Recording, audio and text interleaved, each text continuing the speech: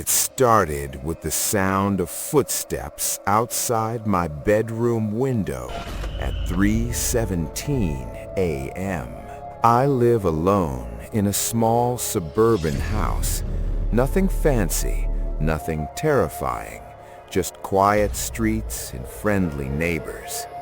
But one neighbor, Mr. Daniels, always stood out. The kind of man who smiled too much, lingered too long in the driveway, and waved when no one else was around. It began subtly. I'd catch glimpses of him peeking from his blinds while I walked to my car. At first, I thought I was imagining it, but soon there were things in my house that didn't belong. The front door slightly ajar. My shoes moved. The thermostat reset. Then came the cameras. I had recently installed small security cameras in my hallway, mostly to track packages. But one night, at 2:43 a.m., I saw him on the footage, standing in my backyard, just staring, not moving, just observing. I called the police. They found nothing, just footprints fading into the grass. Over the next week, I noticed patterns. Every time I left, Mr. Daniels' lights flickered on. Every time I cooked, the smell of something burning drifted from his kitchen. My sleep became restless. Shadows stretched unnaturally across my walls. Then came the letters. Small envelopes slid under my door with no return address. Inside, photos of me leaving my house. Notes like, "You looked tired last night."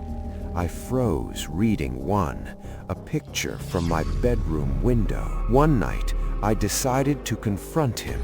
I banged on his door. No answer. I peeked through his window. Rows and rows of photos taped to the walls. My house, my car, me sleeping. A wall entirely dedicated to me. I ran, called the police again. This time, they found him asleep, but on the wall was a new photo, taken only minutes before, of me sitting in my living room, watching them through my own window. I moved the next day. The house still haunts me. I swear sometimes I see him in reflections, in passing cars, always watching. Subscribe for more chilling tales.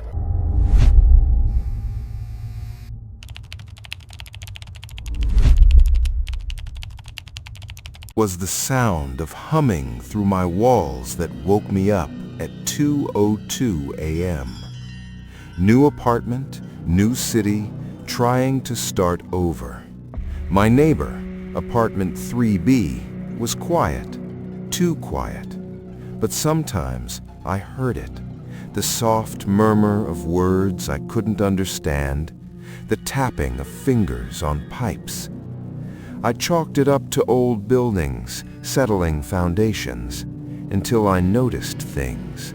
My laundry rearranged, my coffee cup missing from the counter. My door would be slightly open, even though I locked it. Then I found the diary, left on the floor of the shared hallway, pages filled with detailed descriptions of my daily life. She leaves at 8:15. She hums while cooking. She laughs alone in her apartment. I confronted the landlord. No record of apartment 3B existing on the building's official plans. I tried to ignore it, but the humming persisted. Always late at night, always following the same rhythm I hummed unknowingly. One evening, I installed a small recording device in my apartment. When I played it back the next morning, I heard a voice, my voice, but reciting things I hadn't said aloud, things about my past, secrets I never told anyone. I moved out immediately. Months later, I returned to grab a box I left behind. Apartment 3B had been empty, and then I saw it. My diary, sitting on the floor, opened to the page I had been writing last night in my new apartment.